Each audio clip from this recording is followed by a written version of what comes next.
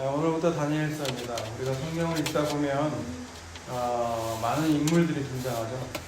많은 인물들을 보면 친근한 사람도 있고 부담되는 사람들이 있어요. 읽다 보면 우리랑 비슷하네 라는 사람들이 있죠. 어떤 사람들이 있을까요? 대표적으로 아브라함이라든지 네가 느부갓네살하고 무슨 비슷해요. 힘도 조금 어린인데요. 아브라함이라든지 야곱이라든지 좀 실수가 많고 자기가 살기 위해서 마누라를 팔아먹는 아브라함이라든지, 그리고 자기 이익이 되면 무조건 거짓말을 치고 보는 야곱이라든지, 이런 사람들 보면 마음이 참 편해져요. 왜? 이런 사람도 하나님이 사랑하시고 들어쓰시고 하나님께서 믿음을 주시니까 나에게도 소망이 있구나라는데, 오늘같이 이 다니엘이라든지 요셉이라든지 이런 인물들을 보면 어때요? 숨이 턱턱 막혀요. 왜? 나랑 전혀 다른 종족이거든요. 나랑 전혀 다른 종족이다 보이고, 그들이 하는 행동이나 이런 걸 보면 같은 인간인데도 경외심까지 느껴지는 인간들이에요. 좌절해도, 그리고 숱한 위기에도 굽히지 않잖아요. 다니엘을 사자굴에 던져줘도 그 믿음을 저버리지 않는단 말이에요. 오늘 본문에는 또 뜻을 정해서 그 외국 왕이 주는 그 음식마저도, 목숨까지도 거는 그 정결함을 지키기 위해서 보는 그런 신앙의 모습들을 보면 우리는 기가 죽는단 말이죠. 근데 여러분, 이렇게 성경을 보게 되면 이것이 바로 인본주의적으로 신분을 보는 거예요. 인간 중심으로. 그러나 성경에 나오는 모든 인물들의 그 등 뒤에는 누가 계시는 거예요? 하나님이 계시는 거예요. 하나님. 그들의 인생을 주도하시고 이끌어가시고 역사하시는 하나님을 봐야 된다는 거죠. 네, 그렇게 성경을 봐야 된다는 거예요. 모든 성경은 누구를 위해서 기록한 거라고 했어요? 누구를 증거하기 위해서? 예수 그리스도를 증거하기 위해서 기록이 되었다고 했잖아요. 그래서 오늘 다니엘 모습을 통해서, 어떤 그 모습을 통해서 우리는 예수 그리스도를 봐야 된다는 거예요. 오늘 본문 8절과 9절을 한번 읽어볼까요? 시작. 다니엘은 뜻을 정하여 왕의 음식과 그가 마시는 포도주로 자기를 더럽히지 아니하니라 하고, 자기를 더럽히지 아니하도록 환관장에게 구하니, 하나님이 다니엘로 하여금 환관장에게 은혜와 긍휼을 얻게 하시니라. 네, 이 두 구절을 딱 놓고만 보면 마치 어떤 인상을 주냐면, 다니엘이 자기가 뜻을 정했기 때문에 하나님이 다니엘을 도우셔서 환관장의 마음을 돌리신 것처럼 나와요. 다니엘 스스로가 나는 이 땅에서 끌려왔지만 나는 이대로 살지 않을 거야, 하나님의 뜻대로 살 거야 라고 본인이 뜻을 세운 것처럼 묘사한단 말이에요. 그 결과 하나님이 마치 조력자, 하나님을 도와주는 사람인 것처럼 8절과 9절에서는 마치 그렇게 보여진다는 거예요. 그런데 그렇게 보면 성경을 바르게 본 거였어요? 바르게 보지 못한 거였어요? 그렇게 보면 여러분, 이 다니엘서의 주인공은요, 하나님이 아니라 다니엘이 주인공이 돼버려요. 그저 하나님은 돕는 사람, 수호천사 이 정도의 수준에 그치게 된단 말이에요. 여러분, 성경의 주인공은 하나님이세요. 하나님의 이름이 드러나 있든지 안 드러나 있든 그 차이만 있는 거지, 모든 걸 주관하시는 분은 하나님이라는 거예요. 그렇다면 다니엘이 뜻을 정했다고 했는데 그럼 그 뜻이 무슨 뜻이냐, 그리고 그 뜻의 의미가 무엇인지 알아야겠다는 거죠.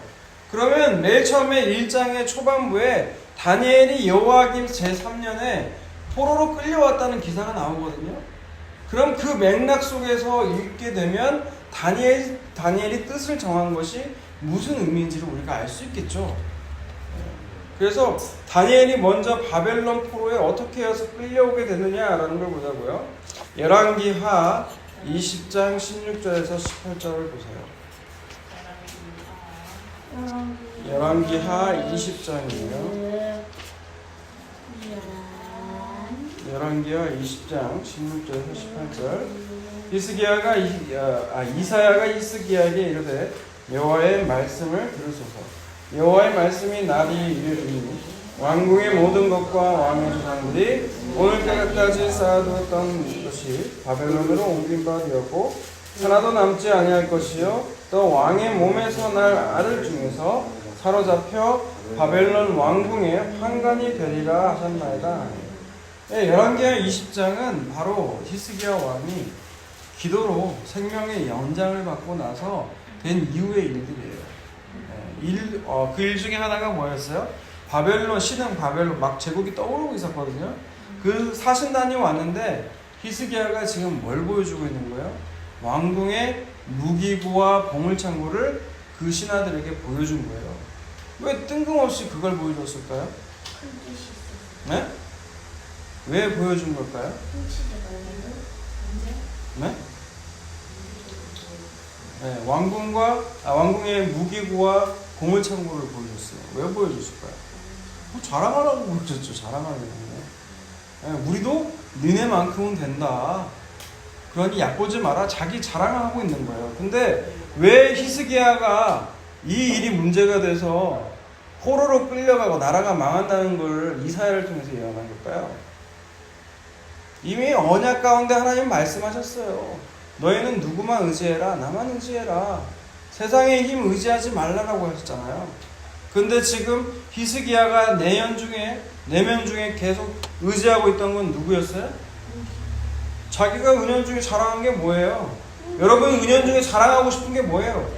그게 여러분이 그 의지하고 있는 게 여러분의 우상이에요. 그게 우상. 지금 히스기야는 자기 힘을 자랑하는 거라고요. 돈 자랑하고 재력을 자랑하고 힘을 자랑하는 거예요. 그래서 나라가 망하고 포로로 끌려온 것은 전부 다 어떻게 된 거다? 하나님께서 약속하신 그 하나님의 뜻으로 말미암아 이렇게 된 거다는 거예요. 그래서 지금 바벨론의 포로로 끌려온 다니엘도 누구의 뜻으로 된 거다? 하나님의 뜻으로 된 거다. 그래서 역시 그 맥락 속에서 이해를 하게 되면 다니엘이 뜻을 정해서 왕의 음식과 포도주를 거부한 것도 하나님의 뜻으로 말미암아 된 거라는 거예요. 하나님께서 그 뜻을 다니엘에게 불어넣으셨고 다니엘이 그 뜻을 정했다는 거예요. 그렇게 여러분 이해하셔야 구절이 이해가 가는 거예요. 그래서 하나님은 다니엘을 주관하는 환관장의 마음에 은혜와 감동을 불어넣으셔서 지금 이 역사를 일으키고 있다는 거예요. 여러분 환관장 입장에서 생각을 해봐요. 나는 이게 포로에 불과하단 말이에요. 이게 포로에 불과하고 이게 또 소년 10대 나이에 불과하단 말이에요. 왕이 주는 음식과 포도주를 주는데 다니엘 자기가 뭐라고? 거부를 한다는 거죠. 여러분 그럼 환관장은 어떻게 해야 돼요? 포로의 말을 들어줄 필요가 있어요? 없어요? 없어요.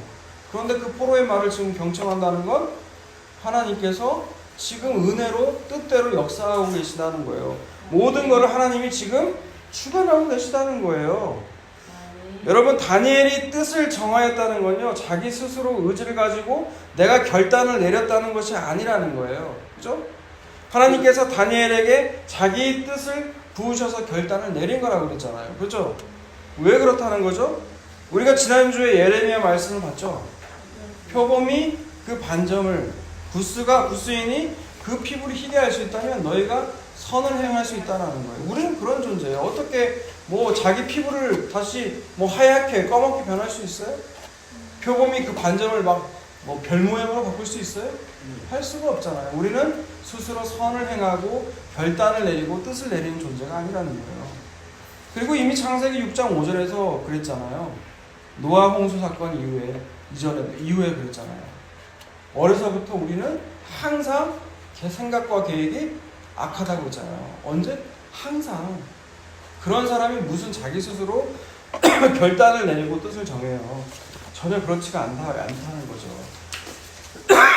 그래서 8절에 나와 있지 않지만 9절에 나와 있는 하나님의 은혜와 긍휼이 다니엘에게 임하여 뜻을 정하게 된 거고 그 결과로 환관장이 다니엘의 청을 들어준 거라는 거예요. 그래서 환관장은 그 뜻을 다니엘이 말한 대로 들어주게 되죠. 그런데 생각을 해보니까 10절 넘어가기 이전에 앞서서 지금까지 내용을 정리하자면 나라가 망해서 바벨론의 포로로 잡혀온 것도 뜻을 정해서 왕의 음식과 포도주를 거부한 것도 모두 하나님께서 다니엘로 하여금 뜻을 정하게 하시는 일이라는 거죠. 다니엘도 바벨론도 모두 하나님께 그냥 쓰임받는 도구일 뿐이라는 거예요. 여러분 이런 생각이 우리 마음 가운데 있으면 사실 두려울 게 없어요.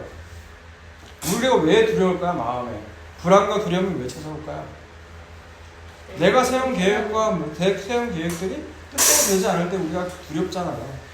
그런데 하나님께서 그 모든 일 가운데 주관하고 다스리고 계신다는 것을 우리가 진짜 알게 되면 두려울 게 없어요. 불안할 게 없어요. 이유가 없어요. 왜? 하나님 모든 걸 다스리고 계시는데 이게 모든 것이 우연히 벌어진 거 아니라는 거예요. 그게 좋은 일이든 안 좋은 일이든 하나님께서는 모든 것을 합력하여 선으로 이루신다고 하셨잖아요. 네. 그렇기 때문에 우리가 염려하거나 근심하거나 두려울 게 없어요. 머리가 빠져도 어느 날 돈이 없어져도 그게 모든 게 하나님 뜻과 계획 가운데 하나님께서 우리를 이끌어 가시는 거라는 거예요, 지금. 네. 그렇기 때문에 우리는 그 하나님으로에 대한 믿음이 있어야 된다는 거죠. 그 믿음으로 충만하면 우리가 정말 두려울 것이 없다라는 거예요. 다시 본문 10절로 돌아와서 10절로 와서 다시 본문 와서 10절을 읽어볼게요. 본문 10절. 환관장이 다니엘에게 이르되 내가 내 주 왕을 두려워하노라. 그가 너희 먹을 것과 너희 마실 것을 지정하셨거늘 너희 얼굴이 초췌하여 같은 또래의 소년들만 못한 것을 그가 보게 할 것이 무엇이냐. 그렇게 되면 너희 때문에 내 머리가 왕 앞에서 위태롭게 되리라 하니라. 네, 다니엘로 하여금 하나님이 환관장에게 은혜와 긍휼을 얻게 하셨지만 환관장의 마음은 한편으로는 좀 그래. 왜냐? 이게 지금 고기를 먹어야 된단 말이야. 한참 자랄 때 10대 때는 고기를 많이 먹잖아요. 그죠? 근데 이 고기를 먹어야 되는데 왕이 주는 정말 좋은 음식들을 먹어야 되는데 얘는 채식과 물만 먹겠대. 근데 만약 진짜 얘 말대로 했다가 얼굴이 상하기라도 하면 그러면 누가 혼나요? 환관장이 혼나잖아요. 책임자니까. 그죠? 그러니까 다니엘이 뭐라고 말하는지 봐요. 다니엘이 뭐라고 전하는지 12절과 13절을 읽어보세요. 시작. 평화원이 당신의 종들을 열흘 동안 시험하여 채식을 주어 먹게 하고 물을 주어 마시게 한 후에 당신 앞에서 우리의 얼굴과 왕의 음식을 먹는 소년들의 얼굴을 비교하여 보아서 당신이 보는 대로 종들에게 행하소서 하네. 네. 그러니까 다니엘이 역으로 제안하는 거예요. 이것도 참 당돌하죠. 그러면 당신 말대로 한번 해보자고. 열흘간 한번 해보자는 거예요. 열흘간 비교를 해보자는 거죠. 왕이 주는 음식과 그 포도주를 먹는 소년과 그리고 그렇지 않은 우리 채식과 물만 먹은 우리와 비교를 한번 해보라는 거예요. 그리고 나서 한번 보자라고 하는 거죠. 근데 사실 이 요구도요, 환관장이 들어줄 필요가 있어요, 없어요? 없어요. 그냥 닥치고 그냥 내가 주는 거 먹어 라고 하면 그뿐인데 환관장이 또 이거를 들어준다는 거예요. 여러분, 이게 하나님의 은혜와 긍휼이 아니면 어떻게 이런 일들이 일어날 수가 있겠냐는 거예요.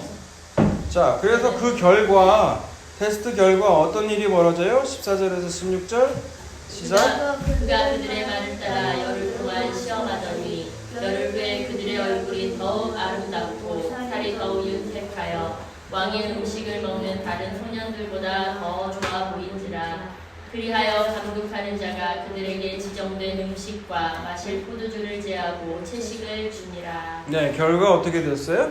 왕의 진미를 먹는 소년들보다 채식과 물을 먹은 다니엘과 세 친구들의 얼굴이 더 아름답고 살이 더 윤택하고 좋다라는 거예요. 그래서 사람들은 이 구절을 대고 역시 채식이 좋아. 채식을 먹어야 이렇게 살이 윤택해지고 빛깔 나고 하는 거야 라고 얘기를 한단 말이에요. 여러분, 성경에 채식 증거하려고 여러분 이 성경 써놨겠어요? 여러분, 그것은 성경을 사사로이 푼 거예요. 자기가 보고 싶은 것만 보는 거란 말이에요. 이런 자들은 저주받을 자라고 얘기했다고 해서. 여러분, 이미 하나님은요, 노아 홍수 이후에 우리에게 육식도 허락하셨어요. 그리고 예수님이 이 땅에 오신 이후에 율법은 이미 완성되었기 때문에 정결한 짐승, 부정한 짐승, 그런 구별도 없어졌단 말이에요. 여러분, 다니엘이 왕을 주는 음식과 포도주를 거부하고 채식을 하기로 한 건요, 채식이 좋아서 그런 게 아니라 다니엘의 이름의 뜻이 뭐예요? 엘은 하나님이죠. 다니는 뭐예요? 심판하고 다스린다는 거예요. 하나님이 이 땅을 심판하고 다스리고 통치하고 계신다는 거예요. 여러분, 그걸 보여주기 위해서 하나님은 지금 다니엘을 쓰신 거예요. 여러분, 나라가 망했어요. 근데 나라가 망하면 그 나라 신도 망한다는 것이 그 당시 고대의 중동의 신관이었거든요. 그러나 하나님은 그런다고 나라가 망했다고 그 신도 망하는 게 아니라는 거예요. 여전히 나는 바벨론에 가도 어느 나라에 가도 나는 하나님이야. 라는 걸 지금 다니엘을 통해서 보여주는 거예요. 지금 알겠어요? 지금 보여주고 계시는 거예요. 여러분 17절에서 21절 읽어볼게요. 시작. 하나님이 이 네 소년에게 한문을 주시고 모든 서적을 깨닫게 하시고 지혜를 주셨으니 다니엘은 또 모든 환상과 꿈을 깨달아 알더라. 왕이 말한 대로 그들을 불러들일 기한이 찼으므로 환관장이 그들을 느부갓네살 앞으로 데리고 가니 왕이 그들과 말하여 보매 우리 중에 다니엘과 하나냐와 미사엘과 아사랴와 같은 자가 없으므로 그들을 왕 앞에 서게 하며 왕이 그들에게 모든 일을 묻는 중에 그 지혜와 총명이 온 나라와 수와 술백과 10배나 나은 줄을 아니라 다니엘은 고레스 왕 원년까지 있습니다. 야, 이거 보세요. 이제 17절에서 21절을 보니까 야, 다니엘이 뜻을 정하고 이렇게 거룩하게 살려고 노력을 하니까 하나님이 어떻게 해요? 지혜와 총명을 주셔서 모든 서적을 깨닫게 했대요. 여기서 나온 게 뭐예요? 아멘이에요? 모든 서적을 깨닫게 했대요. 그래서 니들도 뜻을 정해봐라. 주의를 성수하겠다고 하고 아침에 눈을 뜨면 큐티로 말씀으로 하루를 시작하고 11조하고 새벽기도 생활을 쌓아봐라. 그러면 너도 하나님이 다니엘처럼 지혜와 총명 주셔서 1등 할 거야. 여러분 그게 뭐예요? 다니엘 학습법이에요. 그것이 여러분이 좋아하는 인간론이에요. 8절과 17절을 연결해 놨더니 야 이렇게 되더라는 거죠. 하나님이 다니엘의 뜻을 정하고 이렇게 사니까 하나님이 다른 사람보다 10배나 뛰어난 지혜와 총명을 주시더라는 거예요. 여러분 그런 거예요? 아니요. 여러분 이런 인과관계가 성립이 되려면요 다니엘은요 채식과 물도 먹지 말아야 돼요. 왜? 이방 땅에서 난 거잖아요. 채식과 야채도 물도. 그럼 뭐 이방 땅에서 자란 건 뭐예요? 다 부정한 거예요. 그리고 이름도 뭐예요? 다니엘 이름 바꿔버리잖아요. 뭘로? 벨드사살로. 벨이 뭐예요? 바벨론의 우상이에요. 그 우상을 찬양한다는 이 내용이 벨드사살이에요. 여러분 그렇게 하려면 어떻게 해야 돼요? 다니엘은 그 이름도 거부해야 돼요. 그런데 그렇지 않았잖아요. 그죠? 그렇다면 다니엘이 바벨론의 지혜자들보다 10배나 뛰어난 지혜와 총명을 주었다는 것은 뭘 말하는 거예요? 뜻을 정하여 지혜와 총명을 주셨다라는 거는요 그게 하나님의 은혜로 하나님 뜻으로 된 거라고 했죠. 그죠? 나라가 망해서 바벨론 포로로 잡혀와도 하나님의 통치는 섭리는 계속되고 너희들 눈에 거대한 제국으로 보이는 이 바벨론조차도 하나님의 통치하에 있다는 걸 지금 다니엘을 통해서 보여주고 있다는 거예요. 이 바벨론의 대제국 가운데 세상에 뛰어난 사람들이 얼마나 많겠어요. 우리가 중학교 때 공부 잘했던 애들이 고등학교 때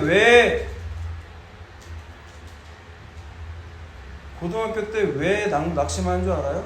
각 뛰어난 애들이 중학교 때 있던 애들이 더 고등학교로 다 모이게 되니까 애가 성적이 떨어지는 거예요, 진짜. 예? 설명 대제국이라고 한 나라에서 일개 다른 나라에서 뛰어난 인재들이 한 나라로 다 모였는데 거기에서 가장 뛰어난 자들보다 훨씬 뛰어나다, 10배나 뛰어나다고 하잖아요.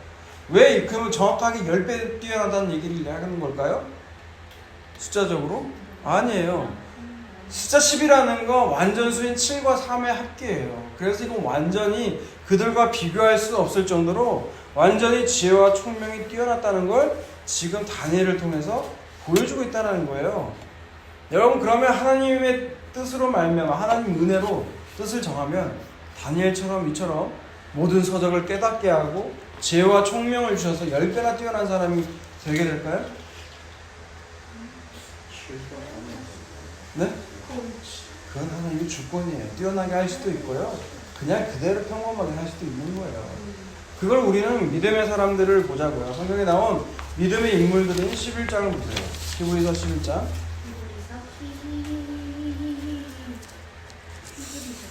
히브리서 11장. 좀처럼 집중을 못하고 있는 것 같아요. 11장 1절에서 3절까지 한번 읽어볼까요? 믿음은 바라는 것들의 실상이요 보이지 않는 것들의 증거이니 선지들은 이로써 증거를 얻었느니라. 믿음으로 모든 세계가 하나님의 말씀으로 지어진 줄을 우리가 아나니 보이는 것은 나타나는 것으로 말미암아 된 것이 아니니라. 숱하게 이 구절 우리가 많이 봤어요. 믿음이라는 건 뭐라고요? 바라는 것들의 실상이고 보이지 않는 것들의 증거라고 했어요. 선진들은 이걸로써 증거를 얻었다고 해요. 근데 그게 뭐예요? 바라는 것들이 진짜 구약에 예수님이 등장하기 이전에 있던 그 수많은 사람들이 누구를 지금 바라봤다. 바라본 것들의 정말 실체가 누구라는 거예요? 예수라는 거예요. 믿음의 실체는 바로 예수라는 거예요. 믿음 이꼬르 예수 그리스도라는 거예요. 알겠어요? 그래서 그 예수 그리스도를 바라보면서 산 사람들이 다 구약의 사람들이었다는 거예요. 그 인물들이 나오는 것이 쭉 나오는 게 히브리서 11장이거든요. 자, 보자고요. 예를 들어서 4장 아벨을 볼까요? 4절 읽습니다. 시작. 믿음으로 아벨은 가인보다 더 나은 제사를 하나님께 드림으로 의로운 자라 하시는 증거를 얻었으니 하나님이 그 인물에 대하여 증언하심이라. 그가 그것이라 그 믿음으로써 지금도 말하느니라. 네, 믿음으로 산 인물, 하나님의 뜻으로 말미암아 믿음으로 산 첫 번째 인물 아벨은 어떤 사람이었어요? 예배에 있어서 성공한 사람이었잖아요. 그죠? 오늘날 교회에서 많이 뭐라고 해요? 예배에서 성공하면 모든 거에서 다 성공한다고 하잖아요. 그래서 우리 교회는 예배에 목숨 거는 교회라고 하잖아요. 그렇게 예배에 성공을 거둔 인물이 누구예요? 오늘? 아벨이에요. 아벨. 근데 아벨은 어떤 일이 벌어졌죠? 가인한테 네, 형한테 돌 맞아 죽었어요. 여러분, 그게 예배에서 성공이에요. 성공은 뭐예요? 죽는 거예요. 죽는 거. 내가 죽는 거예요, 진짜. 네, 그게 믿음으로 산 사람들의 인물, 첫 번째 인물 아벨이었다고요. 자, 그럼 두 번째 인물을 보자고요. 5절 읽습니다. 시작. 믿음으로 에녹은 죽음을 보지 않고 옮겨졌으니 하나님이 그를 옮기심으로 다시 보이지 아니하였느니라.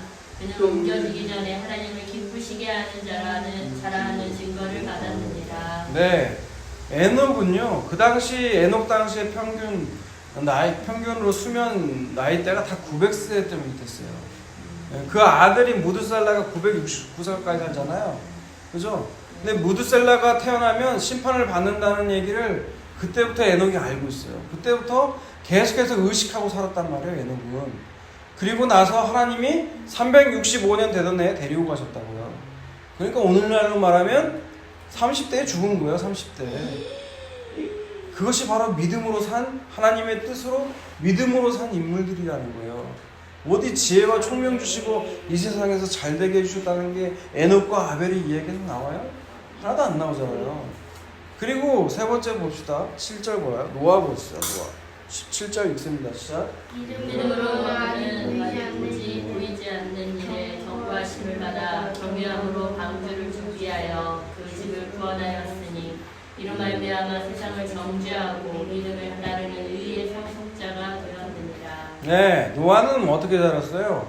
다른 사람들은 일상을 살아요. 사고 팔고 집 사고 집 팔고 아들 딸 다 시집 보내고 장가 보내고 이런 일상적인 삶을 사는데 노아는 이런 뜨거운 때낮별시에 비가 온다고 대홍수가 내린다고 뭘 했어요? 방주를 지었단 말이에요. 그럼 사람들이 뭐라고 그럴까요? 이 뜨거운 날 하나님이 대홍수를 일으켜서 다 심판받을 거예요. 그때 당시 사람들 알고 있었을까요? 모르고 있었을까요? 모르긴 왜 몰라요? 노아가 배 짓고 있는데 사람들이 다 물어볼 거 아니에요. 왜 지어요? 날도 더운데 가뭄이라고 하는데 유사 이래로 이런 가뭄이 없는데 무슨 배를 지어요? 그것도 큰 배를. 노아가 대답할 거 아니에요. 하나님이 이 세상을 심판을 하신다고 했다고. 근데 사람들이 그 노아를 보면서 어떤 생각이 들어요? 미친놈. 이런 날씨에 무슨 방주를 짓는다고 그 산꼭대기에서 배를 만들어. 여러분, 믿음으로 산 인물들은 이 세상에서 뭔 소리 들어요? 미친놈 소리 들어요. 미친놈 소리. 요절하고 형한테 돌에 때려 맞아 죽고 예배 잘 드렸다고 가족에게 미움받고 핍박받는 게 진짜 믿음으로 산 인물들이라는 거예요. 그것만 있어요, 여러분. 13절 보세요. 13절. 이 사람들은 다 믿음의 인물들을 다 얘기하면서 뭐라고 해요? 이 사람들은 다 믿음을 따라 죽었으며 약속을 받지 못하였으되 그것들을 멀리서 보고 환영하며 이 땅에서는 외국인과 나그네임을 칭하였습니다. 네. 이 땅에 이 구약의 인물들은 예수님 만나요? 못 만나요? 못 만났잖아요. 하지만 그 예수를 바라보고 즐거워했다는 거예요. 올 거를. 그래서 이 땅에서 어떻게 살았어요? 외국인과 나그네로 살았다는 거예요. 뭐 돈 많은 외국인과 나그네가 아니라 그 당시 외국인과 나그네는 힘없는 사람들을 대변하는 상징이에요. 외국인과 나그네는 그냥 이 땅에서 그냥 흘러가듯이 살았다는 거예요. 누가? 하나님의 뜻으로 말미암아 뜻을 세운 그 믿음의 사람들이 다 그렇게 살았다는 거예요. 여러분 같으면 이런 삶 살고 싶겠어요? 네, 바로 나오잖아요. 아니오라고. 근데 하나님께서 그 뜻을 세우게 되면 이렇게 살게 되더라는 거예요. 네. 근데 그 사람들의 특징을 더 한번 보자면 11장 36절에서 한번 볼까요? 마지막 절 36절. 그 사람들은 어떤 이들은 조롱과 채찍뿐만 아니라 결박과 옥에 갇히는 시련도 받고 돌로 치는 것과 톱으로 펴는 것과 시험과 칼로 죽임을 당하고 양과 염소의 가죽을 입고 유리하여 궁핍과 환난과 학대를 받았으니 이런 사람을 세상이 감당하지 못하느니라. 그들이 광야와 산과 동굴과 동굴에 유리하였느니라. 네, 거기까지요. 광야와 산과 동굴과 토굴에 유리했대요.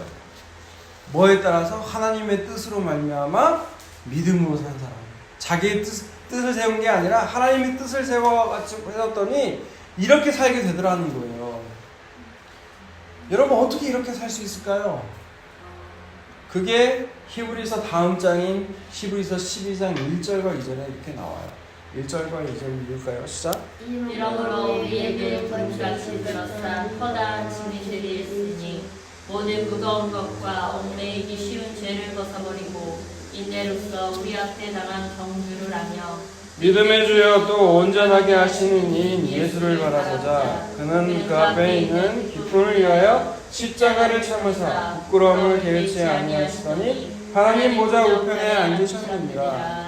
여러분 이들이 이렇게 살 수 있었던 건 위대하고 뭐 계획을 뜻을 원대한 폭을 세우는 그런 것이 아니라는 거예요. 내 결단과 의지가 아니라는 거예요. 믿음의 주여 또 온전케 하신 예수를 바라보게 되니 그렇게 살게 되더라는 거예요. 여러분 예수님이 어떻게 사셨어요? 자기 뜻대로 사셨어요? 자기 뜻 버렸잖아요. 자기 뜻 버리고 온전히 아버지 뜻대로 그 십자가에 못 박혀 죽었잖아요. 그러면 예수를 믿는 사람들은 어떻게 돼요? 예수님처럼 살게 된다는 거예요. 내 뜻 버리고 하나님 아버지의 뜻대로 그 십자가에 못 박혀 죽어서 산다는 거예요. 그런데 여러분 어떻게 내 뜻을 버릴 수가 있어요? 네? 내 뜻을 어떻게 해야 버릴 수가 있어요? 나는 스스로 내 뜻 못 버려요. 나는 내가 세운 생각과 계획들이 이루어져야만 되는 존재예요. 끊임없는 자기 긍정이 나오는 존재가 바로 인간이에요. 그런 사람이 어떻게 내 뜻을 버릴 수 있을까요? 삶에서 내가 세운 계획과 생각들이 다 무너져 버려야 돼요. 전부 다 실패와 낭망을 겪어야 된다는 거예요. 내가 내 자신에게 대해서 환멸까지 느껴질 정도로 내 자신이 너무나 싫게 될 때가 있어요. 그런 순간이 있어요, 없어요? 난 이것밖에 안 되나? 겪으신 게 없구나. 겪어봐야 돼요. 그래야 내 자신이 싫고 내 자신에 대해 더 이상 신뢰가 없어. 그럼 그때서야 누굴 바라보게 돼요? 예수 그리스도를 바라보게 되는 거예요. 알겠어요? 절대 그렇게 안 돼요. 그래서 그리스도인들은요 실패와 낭망을 많이 겪어요.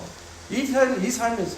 왜? 더 이상 너 의지하지 말고 누구 의지하라고? 예수 그리스도를 의지하라고. 그래서 때로는 삶 가운데 자존심 상하는 일도 많이 발생이 돼요. 제가 그렇잖아요 요즘. 네. 자녀들한테도 네. 아내에게서도 이런 자존심 상하는 일들이 이 삶을 살면서 많이 벌어지거든요. 왜? 너는 빨리 죽으라는 거예요. 그 십자가에서. 여러분 왜 내가 죽었는지 안 죽었는지를 알려면 가장 좋은 게요. 자존심 상하는 말 들을 때 알겠더라고요. 자존심이 있다는 건 여전히 내가 살아있다는 거잖아요.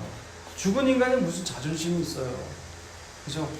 그런데 여전히 내가 상처받고 괴롭고 한다는 건 뭐예요? 난 여전히 살아있다는 거거든요. 그걸 통해서 지금 주님이 뭐라고 하세요? 너 빨리 죽으라는 거예요. 자발적으로 내가 스스로 내가 이제 그래요. 내가 죽어야죠. 그래서 죽을 수가 있는 존재가 아니더라는 거예요. 이런 자존심 상한 사건, 실패와 낭만을 겪는 사건들이 일어나서 자꾸 그 예수 그리스도 안에 들어가는 거예요. 그게 죽는 거예요. 그게 예수 믿습니다잖아요. 더 이상 자기 자신을 신뢰하지 않고 철저하게 실망될 때 이제 비로소 내 안에 계신 예수 그리스도를 바라보게 된다는 거예요. 그럼 그렇게 사는 사람들은 어떻게 살까요? 갈라디아서 2장 20절을 읽고 마칩니다. 갈라디아서 2장 20절 찾으신 분이 읽어주세요. 이거 유명한 구절이잖아요. 내가 그리스도와 갈라디아서 2장 20절 같이 한 목소리 읽고 마치죠. 시작. 내가 그리스도와 함께 십자가에 못 박혔나니 그런즉 이제는 내가 사는 것이 아니요 오직 내 안에 그리스도께서 사시는 것이라. 이제 내가 육체 가운데 사는 것은 나를 사랑하사 나를 위하여 자기 자신을 버리신 하나님을 아들을 믿는 믿음 안에서 사는 것이다. 아멘. 네, 지금 나는 이제 그리스도와 함께 십자가에 못 박혀 죽었어요. 저는 예전에 이 구절 읽을 때 그랬어요. 속으로 어떤 생각이 들었냐? 예수만 십자가에 못 박혀 죽었으면 됐지 왜 나까지 십자가에 못 박아 죽으라고 하냐? 속으로 이 생각 많이 들었거든요. 여러분은 그 생각이 들지 않는지 모르는데 예수님이 십자가에서 모든 걸 다 이루셨는데 굳이 나까지 왜 십자가에 못 박혀 죽어야 돼? 근데요, 예수를 믿게 되면 예수를 믿는 사람도 하나님께서 그 십자가를 통해서 만나고 계시는 거예요. 십자가로 끌어당기시는 거예요.